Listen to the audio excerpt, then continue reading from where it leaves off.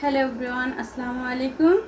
আমি এখন আপনাদের তৈরি করে দেখাবো ছানা, রাজকীয় স্বাদের ছানা কিভাবে করতে হয় সেটাই আজকে আপনাদের দেখাবো। এটা খেতে খুবই মজা হয়, আপনারা বাসায় অবশ্যই করে খাবেন। আমি প্রথমে প্যানে দিয়ে দিলাম ঘি, এর সাথে দিয়ে দিব এলাচি, আমি ছেঁচে রেখেছি।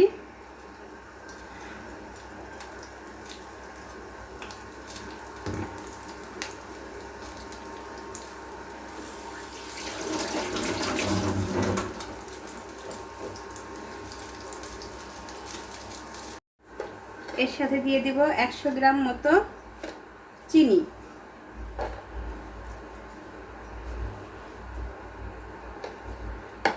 পরিমাণ মতো দিব, যদি লাগে তাহলে আরেকটু দিব। আর যেহেতু আমি বেশি মিষ্টি করব না, তাই এটুকুই হয়ে যাবে। চিনিটা ঘির সাথে ভালো করে ভেজে নিব।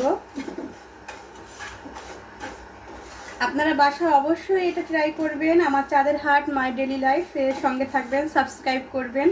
প্রতিদিনই আলহামদুলিল্লাহ আমার সাবস্ক্রাইবার প্রতিদিনই কেউ না কেউ করতেছে।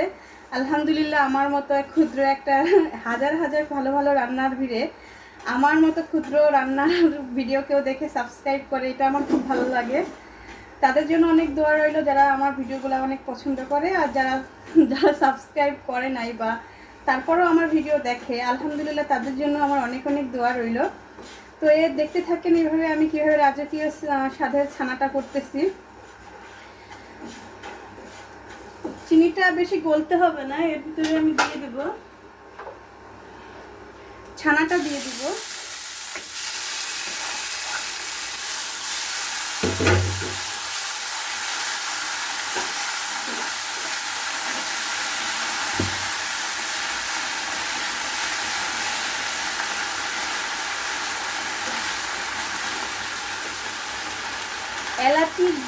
এলাচি ঘি আর ছানার একটা ফ্লেভার খুব ভালো করে আমি পাইতেছি। আপনারাও যখন বাসায় করবেন তখন এভাবে করবেন।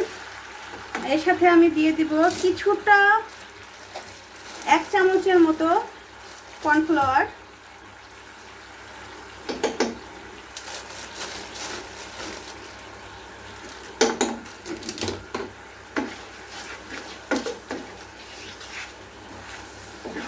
তো এভাবে এখানে 1 কেজি দুধের ছানা আছে। ভালো মানের দেশি গায়ের দুধ হলে 1 কেজি দুধে প্রায় 250 গ্রামের মতো ছানা হয়।